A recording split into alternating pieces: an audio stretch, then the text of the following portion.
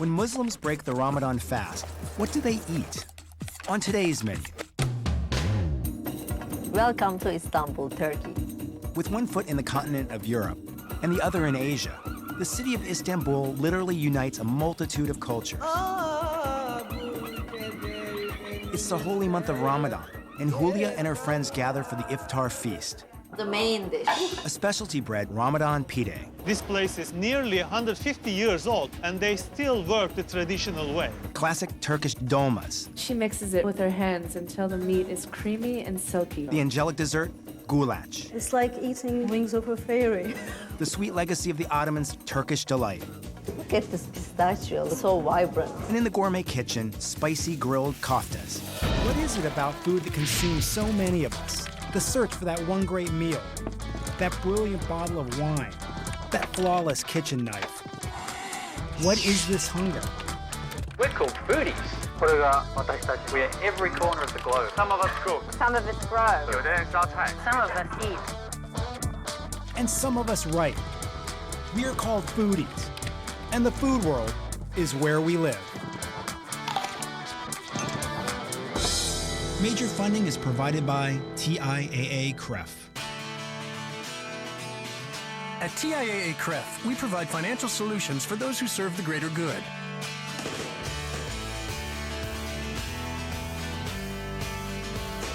We offer objective advice, a commitment to consistent growth, and personalized service. We put our retirement expertise to work for you. 1-800-TIAA-CREF. TIAA CREF, financial services for the greater good. Istanbul was the meeting point for so many civilizations between the East and the West. Because of the Bosphorus, the harbors, this was a trading spot. My name is Hülya Ekşigil. We are in the middle of Sultanahmet, the heart of Istanbul. Now it's the month of Ramadan. Ramadan is the holy month when Muslims fast, according to sunrise and sunset. They don't eat during the daytime. You can't drink water, you can't eat a piece of bread, and you can't have sex also. Of course, we are not all devout Muslims. In this city, there are believers, there are unbelievers, there are people from other religions. So today, we are focusing on the feast part of it, not the fast. Once the capital of the Roman, Byzantine, and Ottoman empires, Istanbul had unprecedented access to new ingredients via the city's spice markets. While each empire had its own level of culinary sophistication, it was the royal chefs of the Ottoman Empire that perfected and refined the cuisine as we know it today, including the Iftar meal. Iftar is the meal you have after the sunset. Fasting ends up with feasting. Now we are here in the middle of the spice market and we're going to meet Sevim Gökyıldız, the lady who is going to prepare the iftar dinner for us. Merhaba. She's a very good cook. She works on food, she writes about food, she's a foodie. Do you start your iftar dinner with dates or with olives? I prefer with dates. Yeah, most people prefer dates because Muhammad started his iftar dinner with a date. Yes, this is a religious reason. Yeah. In the Ottoman time, this was a commercial hub. Ama hep böyle, ben kaç kere geldim. There was many shop from Egypt, from Europe. Bunlardan natural olanlar. She's bargaining to get the best ones, you know. Tamam. It's an ancient city. Since the middle of 16th century, Ottomans lived here. It's the Roman culture, the Byzantium culture combined and melted in a pot. Look at the line for the coffee. Waiting to buy Turkish coffee. It's madly crowded. Bir tane 100 gramlık istiyorum, bir tane. They shaped the city. They left marks on the city. This is what makes Istanbul, Istanbul. I will pay. And it's reflected in the food. We have rice pilau from Iran culture. We have baklava from Middle East. You have olive oil. You have the meat dishes. You have the egg dishes. You have the pastry. So many varieties. There are so many old recipes. And the Ottoman palaces were the perfect places for all those dishes to get their final sophistication. Now we will buy pastırma. What you see hanging over me are pastırmas. This is the famous dried, cured Turkish beef. It's quite expensive, but during Ramadan, you feel that you deserve it.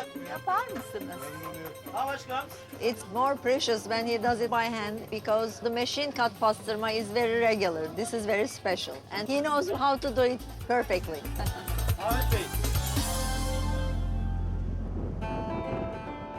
When we get closer to the Iftar hour, half an hour before the sunset, people gather from every part of the city to the places they can eat. You have to see it. The waiters put the olives, the dates, the pide all on the table. Warm, wonderful pides. People gather together, their stomachs grumbling. Even people at work, at a taxi stand, at a parking lot, and at the nicest and fanciest restaurant in Istanbul, and of course at homes all over the city.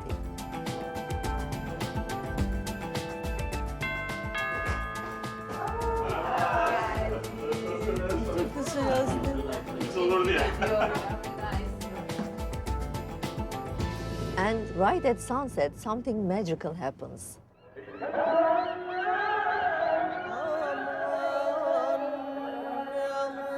From all around the city, you hear the imam sing the call to prayer.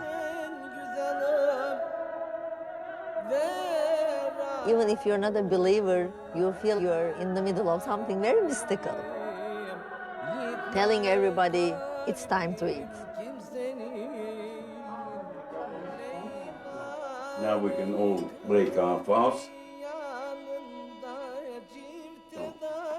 What exactly is the time for Ramadan? Ramadan is based on the lunar calendar. You can imagine that during centuries, Ramadan moves around the year, and it can be during summer, during the fall, it can be any time. At tonight's iftar, first of all, we are having jams, olives, dates, and pastırma. They all go very well with pide. It's simple to see you are not used to this culture and eating, because when you look around, we all have pides. You just take a good bite. You made a sandwich. Something from a deli in Brooklyn.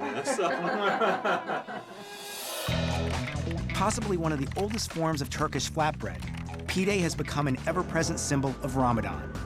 In an old neighborhood along the Bosphorus on the Asian side of the city, bakers prepare pide the way it's always been made for hundreds of years.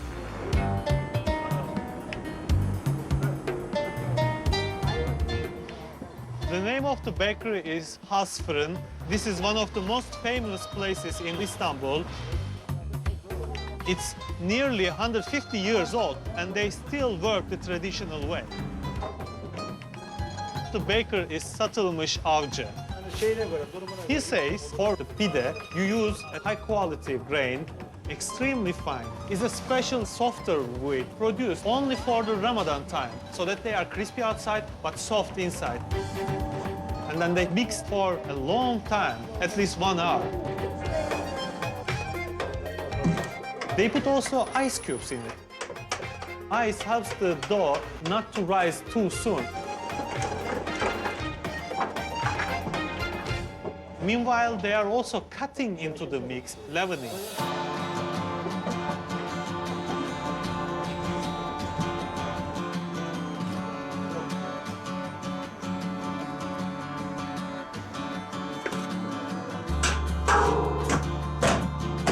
Once the dough is ready, they cut it into pieces. And it should be exactly 460 grams. You put it on wooden slabs. In Turkish, we call them kürek. Sprinkled with whole wheat, so the bottom side gets crunchy like a crust. The dough should rest there another hour, and it should rise.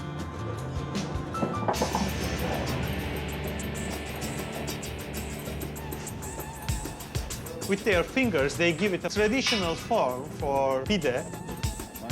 For some pides, they use eggs on the surface. In traditional neighborhoods, people actually bring their own eggs to the bakery so that the baker uses it on the pides so it looks shinier.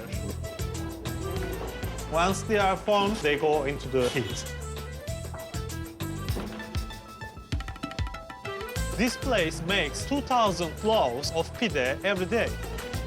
It's hard to give an exact date, but as far as we know, the shape of the special bread, its circle form came from the Ottoman times, nearly 1,000 years.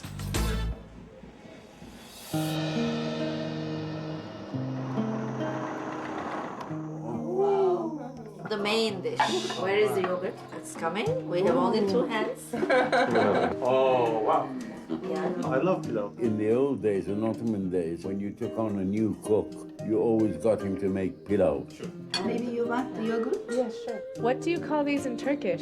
Dolma, which means stuffed. We have 3 different kinds of the dolma. Kabak dolması, zucchini, domates dolması, It's tomato. and biber dolması, stuffed peppers. You can't talk about Turkish food without talking about stuffing. Throughout history, Turks have managed to stuff just about everything, from fruit to fish to the classic stuffed vegetables that Savine prepares for this meal. Dolmas can be found throughout the Middle East, from Bulgaria to Iran, but their origin is proudly Turkish. This is delicious. How did you make this? I cut the zucchini and the tomato and green pepper. Very gently clean all of this one.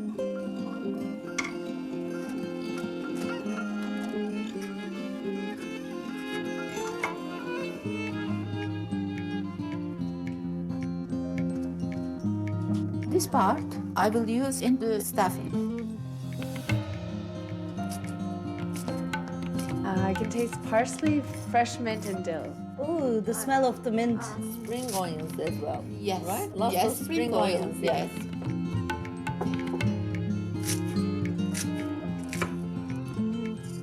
She adds the herbs to ground beef and rice.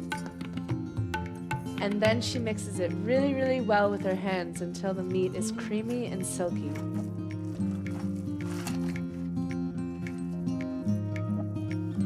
My favorite dolma, we don't have them tonight. It's What's eggplant. that? Dried eggplants. It was summertime. They used to dry these vegetables, core them and dry them so that they could use it in the wintertime. We don't have to do that anymore, but we still keep doing it because those dolmas are really something. In the old days, they used to stuff carrots. Carrot this big. You don't get them nowadays. Shall I tell you something more crazy? In the very, very old days, they used to stuff okras.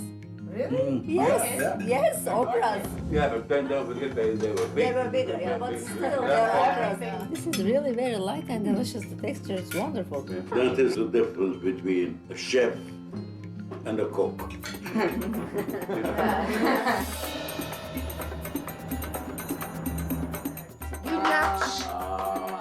And of course, at tonight's iftar, the meal ends with wonderful goulash.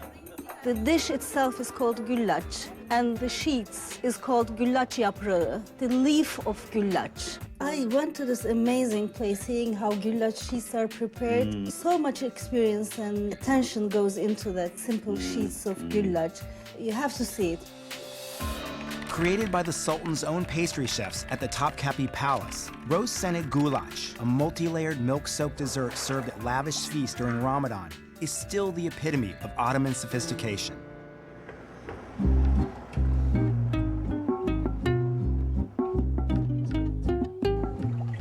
What's special about this place is this family has been in güllaç business since 1881.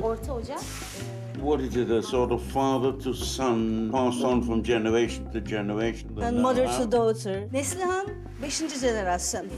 5th generation. They are immigrants from Crimea after the Crimean War. They came to Istanbul and they needed a job and they started this business. I think this is the only family who has this business for so long. So we are in the right place for güllaç. What I find most fascinating is it's a very, very simple batter. Just cornstarch, wheat flour, and water. That's it. They would have a ladle full of liquid batter and then just pour it over. And the pan is like an overturned wok. Yes. It's not flat. The process of a sheet takes about 4.5 minutes.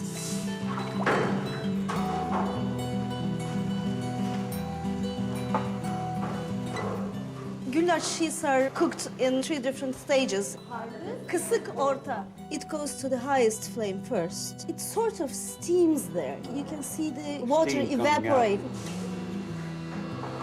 Then there is a low flame. It cooks through on that. So then they move it to the last flame, which is medium heat. And there it dries and separates from the pan.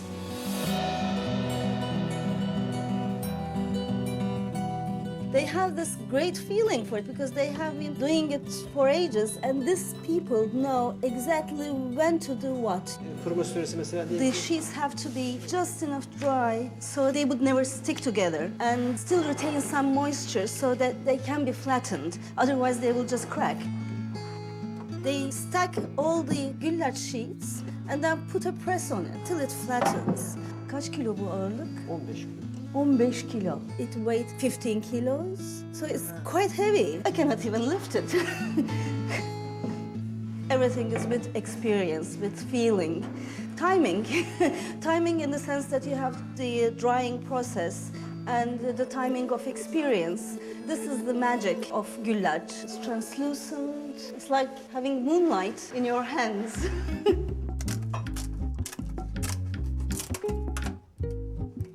The magical thing in güllaç comes from its simplicity, yet it's so complex. Thin sheets, just soaked with perfumed, sweetened milk. It's like mother's milk.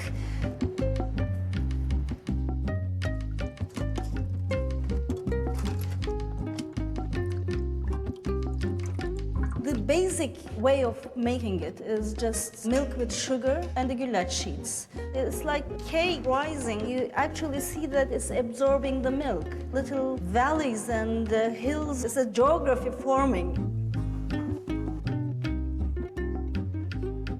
The traditional thing is with walnuts, but you can make it with pistachios or almonds. You can use even hazelnuts. This reminds me of the güllaç of my childhood because it has pistachios and the pomegranate seeds. When I was small, I was, sort of imagining the pistachios as emeralds and pomegranates as rubies, and so that was Actually, a luxurious lady. I hope life has been good to you and you now Yes. have your emeralds. I have and the your emeralds and rubies in my plate, not fingers. The secret ingredient, rose water. Just sprinkled over like a veil. I think really it adds a touch of magic. It's heavenly. There's something so interesting about the contrast in texture, how you have something so light and smooth and silky and then crunchy, and you have this little burst of pomegranate that just gets your attention and awakens you again. It's very cool. In Ramadan, you have fasting and feasting, celebrating with food. Very tasty. I'm not a religious person, but I think fasting is also to have the feeling for food again, the appreciation of food. Sweet, delicate, very refined. It's like eating wings of a fairy. Çok teşekkürler, elinize sağlık. On location from the rooftops of Istanbul, a special gourmet kitchen, grilled Turkish koftas. Hi, I'm Doc Willoughby. I'm the executive editor of Gourmet Magazine, and I'm here with my friend Ihsan Gerdal on the Asian side of Istanbul today, making Ihsan's version of a classic Turkish recipe, kofta. It's a pretty simple process. You take some ground lamb. If you can, get it ground twice, because that makes it sort of silkier and breaks up the fat a little bit more. Take 3 slices of ekmek. You got it, Doc. Then you soak some breadcrumbs in water so it's nice and mushy. That's just to add some body.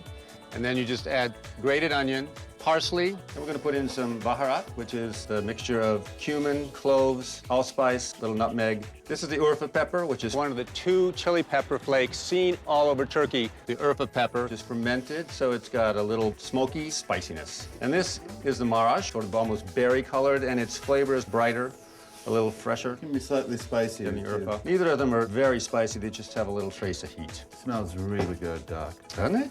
Now, the very difficult part takes a trained person. You just mix it together. Really mixing. And you have to knead it for a long time because what you want to do is make sure that all the fat is evenly distributed, and this will give it a very silky, smooth texture. So even when you think it's all mixed up, keep kneading. Let's make some. You want to shape them? I'm gonna shape them. So you take a pinch, roll it, and you flatten it. This is like the old school home shape. Looks like a Nice sausage rolling. patty. You make the patties and I'll make the oblong. That sounds good. Yeah. And the longer it sits, the more the pepper will kick in. They're ready for the grill. This is going to be great. This is Ihsan's recipe, but Improved by my wife, Valerie. yes, actually, we should call this Valerie's recipe. Absolutely, yeah. I think we're there. We're there. They're actually very pretty. They are very pretty, Doc. We got beautiful coloring. I'm just gonna eat one plain because I can't wait. Don't tell anybody. Oh, man. The meat is amazing. Unbelievable. You get the parsley and the onion and spices, and then the pepper starts to come. I think that's typical of both Marash and Urfa peppers. You get flavor at the front, and then you get a nice, slow, tingling burn at the end. And the foremost taste is still the lamb, which is the way it should be. We did good, Doc. We did good.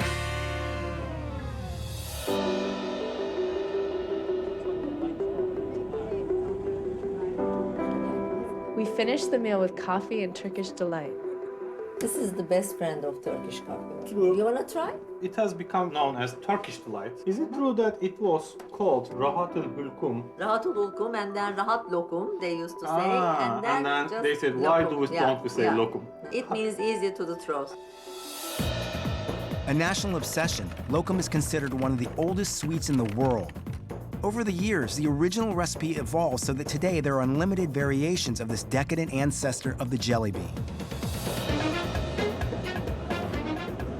We're in the middle of Kadıköy Market, in front of Şekerci Cafer Erol, the famous candy shop, and it's almost 10:30 p.m. This is Saturday night. You can hear the sounds, the discos, and the music, but still upstairs there are lots of people working day and night just to keep up with the demand.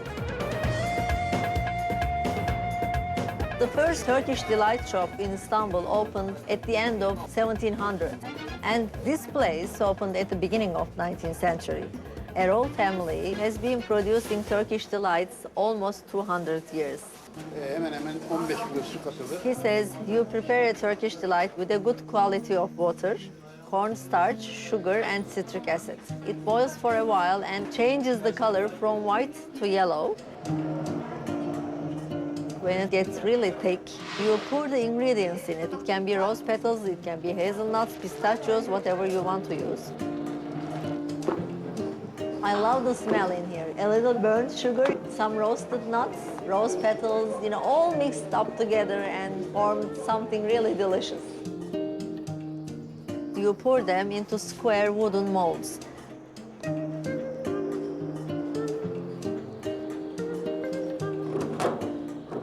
They have to wait in those molds for at least 10 hours.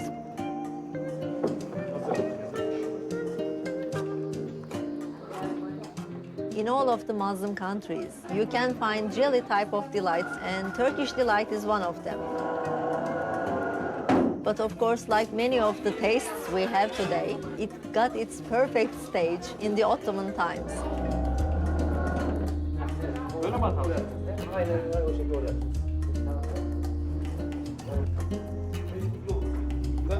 Nurtekin Erol is the owner of this place, and he is 4th generation in this business. His daughter and his son, 5th generation. We have a special photograph. This is a very historical and very important picture for us. We can see my grandfather, Cafer Erol, his daughter, my aunt, and the little boy, my father, in his childhood. We are so proud of it. Look at this pistachio, look at this green. This is so vibrant.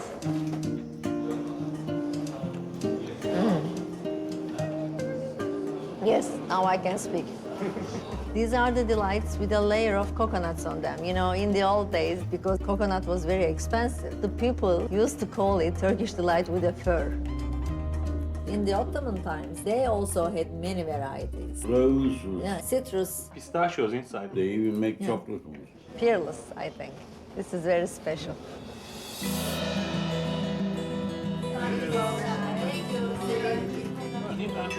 Every year, Ramadan comes around bringing tastes of its own. The delicious warm pide, the delicate and attractive goulash, and the jewel of iftar tables, pastırma. In the old days, it's a custom for the rich people to feed poor people during Ramadan. They were giving big iftar dinners, inviting everyone. And at the end of the meal, the owners of the house used to give people little gifts. This means by joining my iftar dinner, you helped me show my good deeds to God. So I thank you for it. It's for everyone. That's what I like about it, This cuisine is for everyone.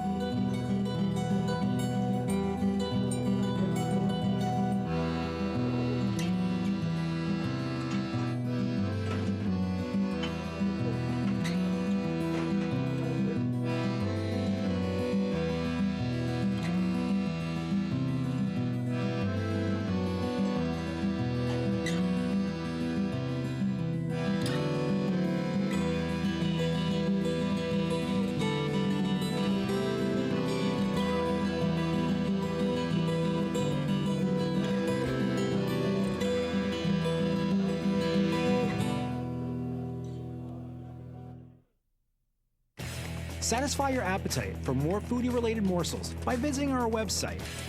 You'll find recipes, video excerpts, podcasts, and more at gourmet.com/Diary of a Foodie. To order previous episodes of Gourmet's Diary of a Foodie on DVD for $34.95 plus shipping and handling, please call 1-800-255-9424 or order online at shoppbs.com. Major funding is provided by TIAA-CREF. At TIAA-CREF, we provide financial solutions for those who serve the greater good.